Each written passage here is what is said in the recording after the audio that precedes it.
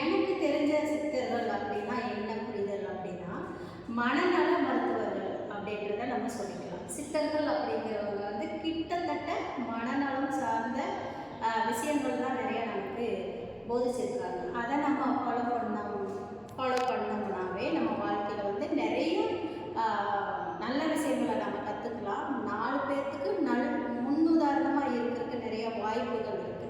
இப்போ அவங்க சொல்கிற விஷயங்கள் ஒரு சிலதையாவது நம்ம கடைபிடிச்சோன்னு வச்சுக்கோங்களேன், நம்ம தான் வாழ்க்கையில் வந்து உயர்ந்தவங்களாம் நம்மளே சொல்லிக்கிறதுக்கு தகுதியானவங்களாம் இருப்போம். அந்த தகுதி எங்கிருந்து நமக்கு கிடைக்கிது அப்படின்னு பார்த்தோம்னா ஞானம். இந்த ஞானம் எங்கிருந்து நம்மளுக்கு வரும் அப்படின்னு பார்த்தோம்னா நம்ம செய்கிற செயல் தான் இல்லையா? அந்த செயல்கள் நம்ம எங்கிருந்து நம்ம எடுத்துக்கலாம் அப்படின்னா ஒரு சில உதாரணங்கள் மூலமாக நம்ம சொல்லிக்கலாம். நமக்குரிய பாடப்பகுதி இன்னைக்கு என்ன அப்படின்னு பார்த்தோம்னா அகஸ்தியர் எழுதின ஞானம் அப்படின்ற ஒரு தலைப்பில் தான் நமக்குரிய கவிதை வரிகள். அதில் என்ன சொல்லியிருக்காங்க அப்படிங்கிறத பார்க்கலாம். ஒருவனுக்கே தெய்வத்தை வணங்க வேண்டும் அப்படின்னு சொல்கிறாங்க. இந்த உலகத்தில் நிறைய தெய்வங்கள் இருக்குது. எப்படி சொல்கிறது, நம்ம ஊரில் எடுத்துக்கிட்டோம் அப்படின்னா நிறைய நம்ம வந்து உருவ வழிபாடு நிறையா பண்ணுறோம் இல்லைங்களா?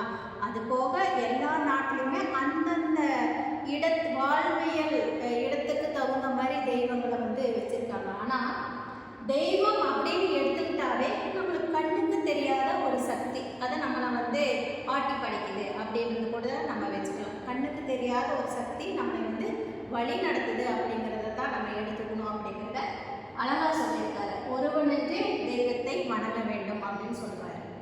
அடுத்தது பார்த்தோம்னா உத்தமனாய் பூமிதனில் இருக்க வேண்டும் அப்படின்னு சொல்கிறாரு. எப்படி உத்தமனாய் இருக்கணும் அப்படின்னா ஒன்றில் எல்லாத்துக்கும் போயிட்டு நான் நல்லவன் அப்படின்னு நிரூபிக்க வேண்டிய அவசியம் இல்லை.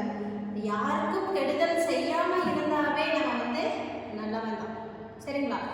இப்போ நம்ம வழியில் போய்கிட்டே இருக்கோம். நிறைய பேர் ரொம்ப எப்படி சொல்கிறது, வழிபோக்கர்களெல்லாம் நிறைய பேர் கஷ்டப்பட்டு இருப்பாங்க. ஒரு மனநலம் பாதிக்கப்பட்டவங்கலாம் இருப்பாங்க. அவங்களுக்கு நம்மளால் முடிஞ்ச ஏதாவது ஒரு உதவி செய்யலாம். ஏதாவது சாப்பிட்றதுக்கு வாங்கி தரலாம், அல்லது ஓரமாக உட்கார வச்சுட்டு போகலாம். இந்த மாதிரி ஒரு நல்ல விஷயங்கள் செஞ்சாவே நம்ம வந்து நல்லவன் அப்படிங்கிறதுக்கு நம்மளே பெயர் கொடுத்து வச்சுக்கலாம். அடுத்தது பார்த்தோம்னா பருவமதில் பயிர் செய்ய வேண்டும் அப்படின்னு என்ன, ஆடிப்பட்டம் தேடி விதைக்கணும் அப்படின்னு சொல்கிறாங்களா? ஆடி மாதம் அப்படின்னு பார்த்தோம்னா நல்லா காத்தடிக்கும். விதைகள் எல்லாம் பண்படுத்தி நம்ம வச்சுருப்போம் ஏற்கனவே.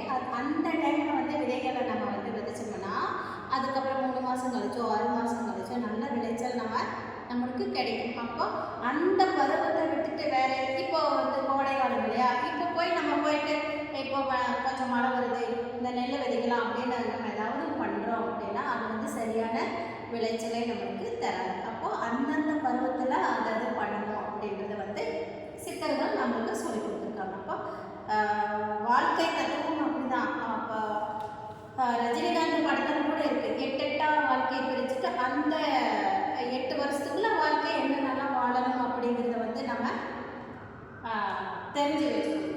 அடுத்தது பார்த்தோம்னா பாலிய மனத்தை விட்டால் பரம ஞானி அப்படின்னா என்ன, கெட்ட விஷயங்களில் வந்து மனசை வந்து செலுத்துறது யார் அப்படின்னா நானியாக இருப்பாங்களே, இருக்கிற மாதிரி வெளிப்போர்விக்கு இருப்பாங்களே, இவங்களெல்லாம் என்ன பண்ணுன்னா ஏற்கனவே கெட்ட செய்திகளையும் வந்து நிறையா தெரிஞ்சு வச்சுருப்பாங்க. அப்போ அந்த மாதிரி விஷயத்தில் வந்து நம்ம வந்து இருக்கக்கூடாது அப்படிங்கிறத நம்ம இந்த இடத்துல தெளிவாக நம்ம எடுத்துக்கலாம். அடுத்தது பார்த்தோம்னா திரிவார்கள் திருடரப்பா கோடா கோடி.